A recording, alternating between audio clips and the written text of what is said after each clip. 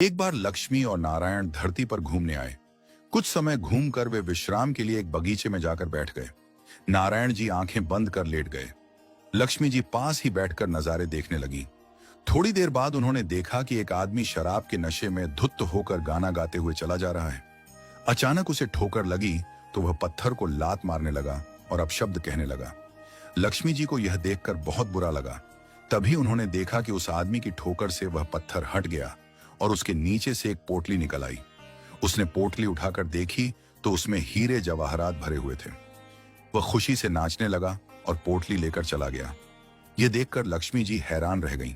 उन्होंने देखा कि वह आदमी झूठा, चोर और शराबी है और सारे गलत काम करता है। उन्हें आश्चर्य हुआ कि ईश्वर ने ऐसे अधर्मी व्यक्ति पर कृपा क्यों की। उन्होंने नारायण जी की ओर देखा, लेकिन वे अब भी आंखें बंद किए हुए ध्यान में लीन थे।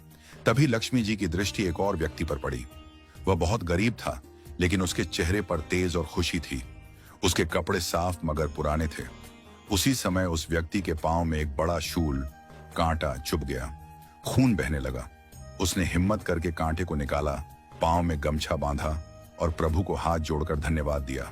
लंगड़ाता हुआ वह चल पड़ा। यह देखकर लक्ष्मी जी को बहुत दुख हुआ। उन्होंने पाया कि इतने अच्छे व्यक्ति की ऐसी दशा है, जबकि अधर्मी व्यक्ति को सोने की पोटली मिल गई। उन्हें यह भेदभाव अच्छा नहीं लगा। उन्होंने नारायण जी को हिलाकर उठाया। नारायण जी मुस्कुराते हुए आंखें खोलकर उठे। लक्ष्मी जी ने उन्हें सारी घटना सुनाई और पूछा, ऐसा क्यों? नारायण जी बोले, लोग मेरी कार्यशैली को समझ नहीं पाते। मैं किसी को स्वयं सुख या दुख नहीं देता। इंसान अपने कर्मों के अनुसार ही फल पाता है।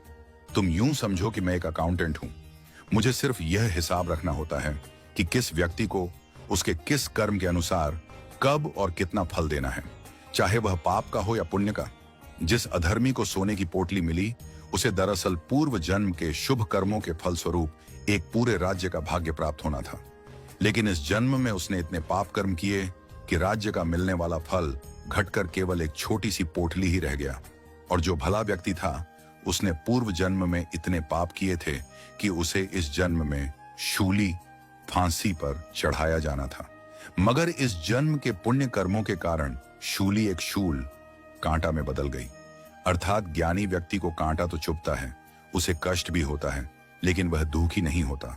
वह दूसरों की तरह भगवान को दोष नहीं देता, बल्कि हर तकलीफ को प्रभु की इच्छा मानकर सहता है। वह सोचता है कि इसमें भी कोई भलाई होगी और वह प्रभु को धन्यवाद देता है। इसलिए आगे से अगर तुम्हें कभी कोई तकलीफ हो तो विचार करना, क्या हम सिर्फ कष्ट में हैं या वास्तव में दुख में हैं। यदि हम सच्चे दिल से प्रभु पर विश्वास रखें तो हमारी आधी सजा तो वैसे ही माफ हो जाती है। बाकी जो कष्ट बचते हैं, उन्हें सहने के लिए परमात्मा हमें हिम्मत और मार्गदर्शन देते हैं।